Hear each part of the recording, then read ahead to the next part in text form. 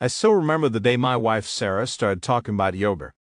She would come home from her yoga class every Wednesday evening, beaming with a serene smile and an aura of tranquility that seemed almost otherworldly. At first, I was thrilled to see her so enthusiastic about something. She had been struggling with stress and anxiety, and I thought yoga was just what she needed to unwind. But as the weeks went by, I began to notice a change in her demeanor. She would often receive mysterious text messages during dinner, and her eyes would light up with an excitement that seemed almost illicit. "Who's that?" I would ask, trying to sound nonchalant. "Oh, just my yoga instructor," she would reply, her voice dripping with an air of innocence. But I wasn't buying it. I started to feel a nagging sense of unease, a feeling that something was off. And then, one fateful Wednesday evening, I decided to take matters into my own hands.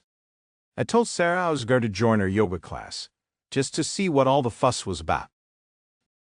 At first, she was hesitant, almost nervous. "I don't know, honey," she said, fidgeting with her mat. "It's a pretty advanced class. I'm not sure you'll be able to keep up." But I was determined. I signed up for the class, and as we arrived at the studio, I could feel my heart racing with anticipation. The studio was a beautiful, serene space, with soft music playing in the background and the scent of incense wafting through the air. Our instructor, a tall, statuesque woman named Rachel, greeted us with a warm smile. As the class began, I was struck by the intensity of the workout.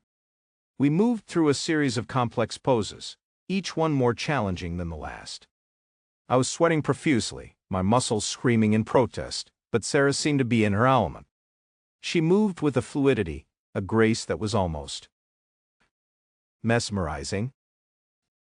But as the class wore on, I started to notice something strange. Rachel seemed to be paying an inordinate amount of attention to Sarah, her eyes locked on my wife with an intensity that made me feel uncomfortable. And then, just as we were moving into the final pose, I saw a small, discreet exchange between Rachel and Sarah, a whispered conversation that seemed to be laced with a hidden meaning. My mind was racing as we left the studio. What was going on? What secrets was Sarah hiding?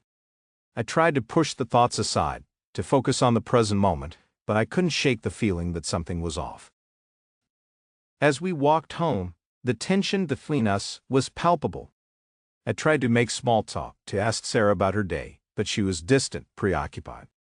And then, just as we were approaching our front door, she turned to me with a look of guilt.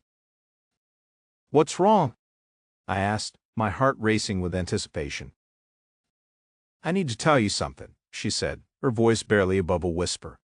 "Something I should have told you a long time ago." My mind was racing as I waited for her to continue. What was it? What secret had she been hiding? But before she could say another word, her phone rang, shrill and insistent. "I'm sorry," she said, glancing at the screen. "I have to take this." As she walked away, I felt a sense of unease, a feeling that my world was about to be turned upside down. And then, just as I was waiting for her to return, I heard it. A whispered conversation, a voice that was not Sarah's, a voice that seemed to be threatening. My heart was racing as I turned to confront the speaker. But as I did, I realized that I was alone. The voice was coming from Sarah's phone, a phone that was now lying on the ground, the screen shattered, the conversation silenced.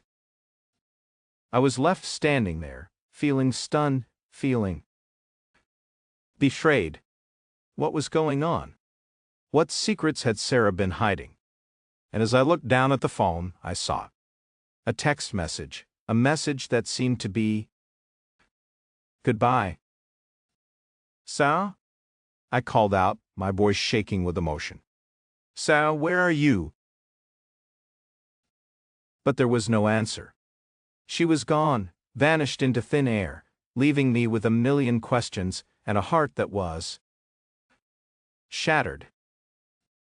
As I stood there, feeling lost, feeling alone, I realized that I had been living in a dream world. A world where my wife was honest, where our marriage was strong, where our love was pure.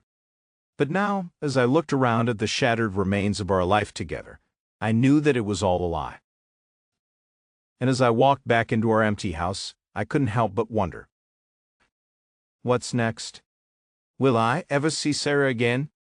Will I ever uncover the truth about her secrets, her lies? The uncertainty was suffocating, a weight that was crushing me, a weight that I didn't know if I could bear. As the darkness closed in around me, I felt a sense of despair, a feeling that I was drowning in a sea of uncertainty. And as I whispered Sarah's name, my voice was lost in the emptiness, a cry for help that seemed to be unanswered.